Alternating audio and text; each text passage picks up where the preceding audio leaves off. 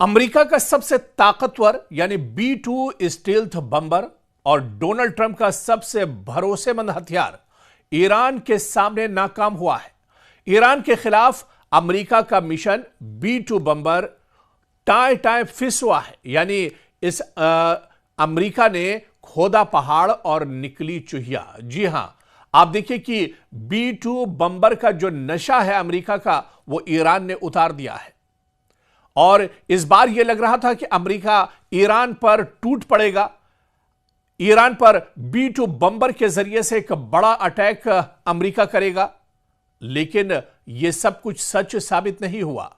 जो बातें निकलकर सामने आ रही थी, जो एक्सपर्ट्स और माहिरीन कह रहे थे कि इस बार ईरान की खैर नहीं है, ईरान के अंदर भी खाना जंगी है और ईरान के बाहर अमेरिका बड़ा अटैक दरअसल ईरान पर करने जा रहा है। और इसमें सबसे बड़ा जो किरदार होगा, इसमें सबसे ज्यादा जो तबाही ईरान के अंदर मचाएगा, वो होगा डोनाल्ड ट्रंप का सबसे मजबूत हथियार यानी B-2 बम्बर। लेकिन B-2 बम्बर आखिर ऐसा क्यों नहीं कर सका? B-2 बम्बर आखिर नाकाम क्यों हो गया? और यह पहली बार नहीं है, बल्कि ईरान में B-2 बम्बर को इससे पहले भी नाकामी का सामना करना पड़ा है। इससे पहले भी डोनाल्ड ट्रंप की बेइज्जती करा चुका है यह B-2 बम्बर हथियार, जिसे दुनिया का सबसे ताकतवर हथियार माना जाता है, जिसे दुनिया का सबसे मजबूत लड़ाका माना जाता है, जो हवा में दरअसल सिर्फ एक जहाज या उड़ान नहीं भरता है,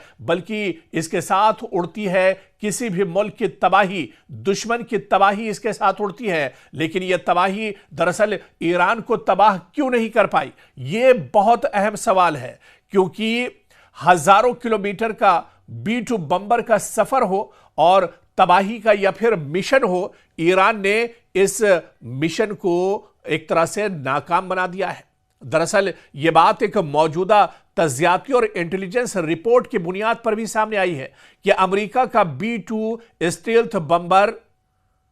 ईरान की एटमी जो तंसीबात है, ईरान का एटमी जो पूरा प्रोग्राम है, इस पर मुकम्मल तौर पर हमला नहीं कर पाया है, इसे मुकम्मल तौर पर तबाह बर्बाद नहीं कर पाया है और नाकाम साबित हुआ है अमेरिका का सबसे मजबूत हथियार यानी B-2 बम्बर।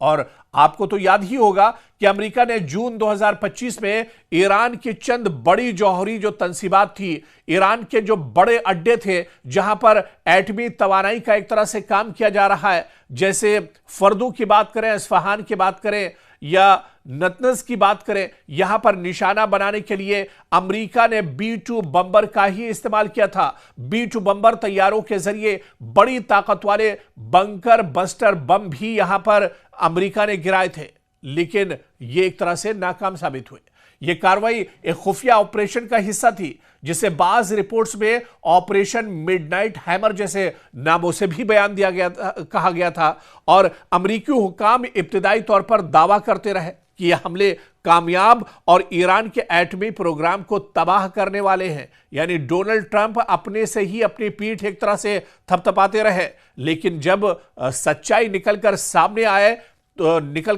आई तो डोनाल्ड ट्रंप की हवाइयां उड़ गई। डोनाल्ड ट्रंप एक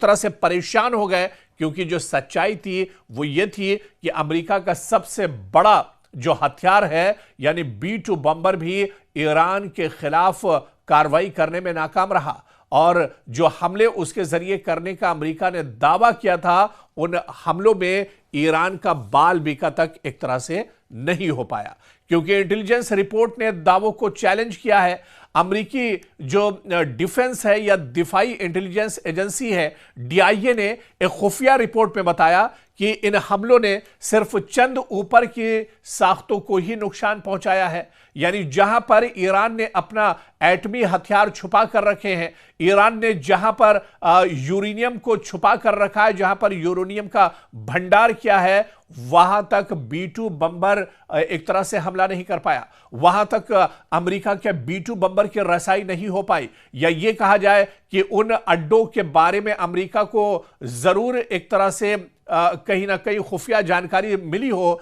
लेकिन उन अड्डों तक पहुंचकर भी अमेरिका के हाथ खाली रहे, क्योंकि अमेरिका का सबसे मजबूत हथियार, अमेरिका का सबसे भरोसेमंद हथियार B-2 बम्बर ईरान में नाकाम हो गया। आप देखिए कि फर्दो जहां पर एटमी हथियार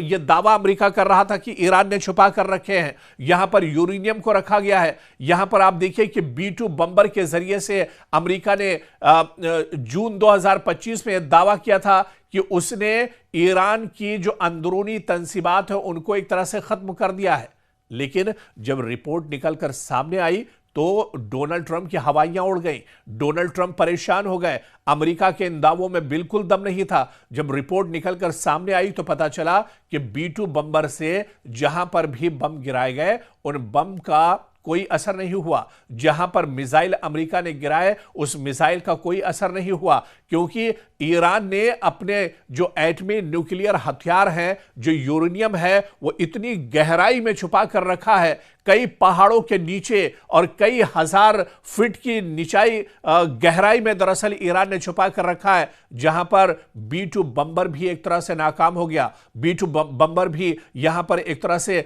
बौना साबित हुआ, और इसका सबसे बड़ा जो झटका लगा वो डोनाल्ड ट्रंप को लगा, क्योंकि डोनाल्ड ट्रंप यह समझ रहे थे कि अमेरिका के पास दुनिया का सबसे मजबूत हथियार है, सबसे भरोसेमंद हथियार है, सबसे तबाही वाला हथियार उनके पास है, लेकिन ईरान में उनका B-2 बम्बर तबाही नहीं मचा पाया। और इसी वजह से कहीं ना कहीं ईरान का हौसला बढ़ा हुआ है। ईरान के सुप्रीम लीडर आयतुल्लाह खामनेई ने इसी बिना पर एक तरह से दावा किया कि अमेरिका के पास कोई ऐसा हथियार नहीं है जो ईरानियों के हौसलों को तबाह कर दे, जो ईरान के जो इरादे हैं उनको एक तरह से खत्म कर दे।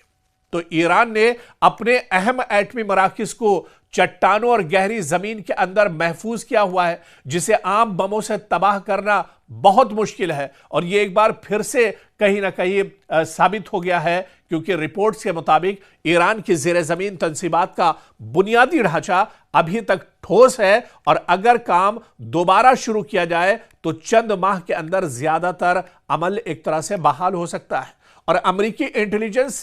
के रिपोर्ट और सदर डोनाल्ड ट्रंप के बयानात में वाज़ेह फर्क नजर आया है। सदर ट्रंप ने हमले की जबरदस्त कामयाबी में खुलकर तारीफ की थी, लेकिन इंटेलिजेंस रिपोर्टों ने कहा कि नुकसान महदूद और आर्जी हुआ है, यानी जितना बड़ा नुकसान होना चाहिए था उस तरह का नुकसान नहीं हुआ। यानी B-2 बम्बर एक तरह से नाकाम रहा, और B-2 बम्बर की नाकामी ईरान में एक तरह से साबित हुई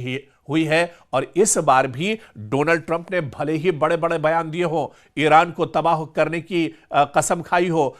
ईरान के supreme leader Ayatollah Ali Khamenei को कत्ल करने, उन्हें मारने, उन्हें गद्दी से उतारने की भले ही धमकियां ईरान ने दी हो, लेकिन जब ईरान का सबसे खतरनाक हथियार, डोनाल्ड ट्रंप का सबसे भरोसेमंद हथियार ही नाकारा साबित हुआ, तो ऐसे में एक बार फिर से अमेरिका को मायूसी हुई है। और अमेरिका यह समझ गया है कि ईरान को इतनी आसानी से भेद पाना दरअसल मुश्किल ही नहीं, बल्कि अमेरिका के लिए भी नामुमकिन एक तरह से है।